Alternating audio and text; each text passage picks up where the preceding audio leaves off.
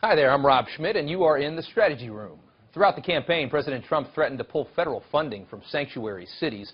And in response, a group of liberal immigration advocacy groups released a study saying the administration would have to, quote, overcome substantial legal obstacles in order to do so. However, they nevertheless did highlight programs and grants that are likely to be cut if the funding were to be taken away.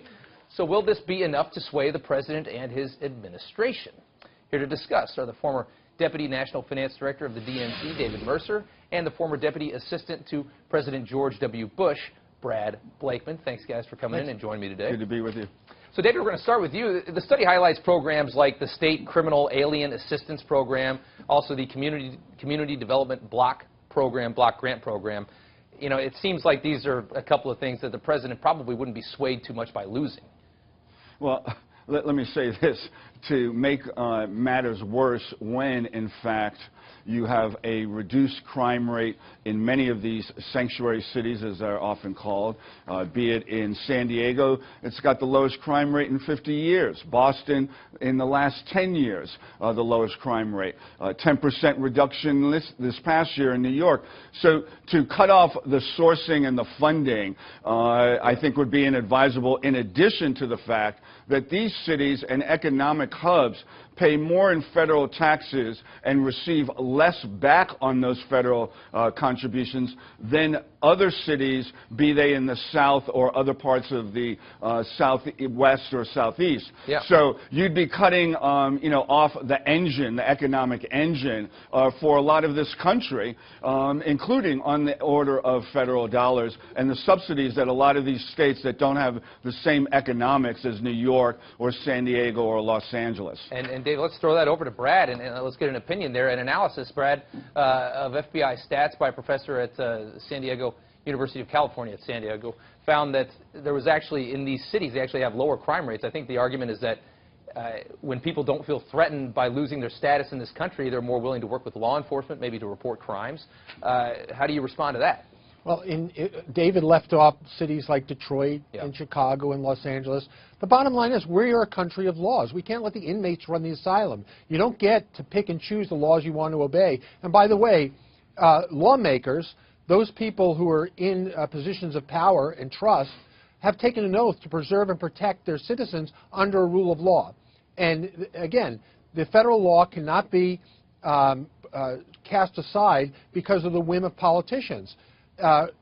Either they follow the law or they pay consequences for it. And it's a decision that they make themselves. It's not something that is being imposed on them. Yeah. Laws are for everybody, and if you don't want to follow them, then you got to pay a price. And I agree wholeheartedly with Brad. In fact, that principle should apply to Jeff Sessions, the Attorney General, for talking about immigration. We're talking about perjury or breaking the law. At all. Breaking the law. Guys, let's stay on topic here, Dave. Let's go back and to get back to immigration, okay? There have been repeated attempts by that leadership, Rubio and others, the Gang of Eight, to create laws which are done so that we can live in a just and equitable society.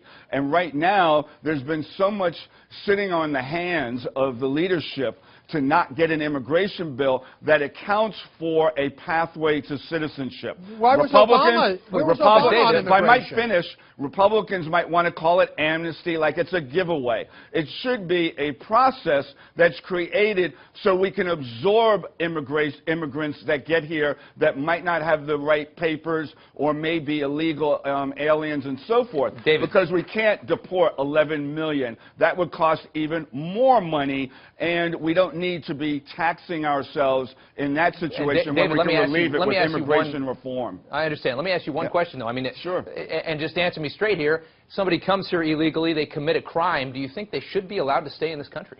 Well, first of all, as law enforcement, local law enforcement, they go after lawbreakers, and if it is found out that they also are illegal aliens, and then they're subject to deportation and reported to ICE and whatever. What I think is the confusion is that ICE and federal authorities have their duties to go after those that are here illegally. Law enforcement locally has their duty to stop crime. And if you overburden them with other duties that are that of the federal agents, then you are spreading them too thin, not to fight crime, but to do someone else's job. So let's keep a lane for each of those and the authority they have to get a process that works. Brad, your final thoughts.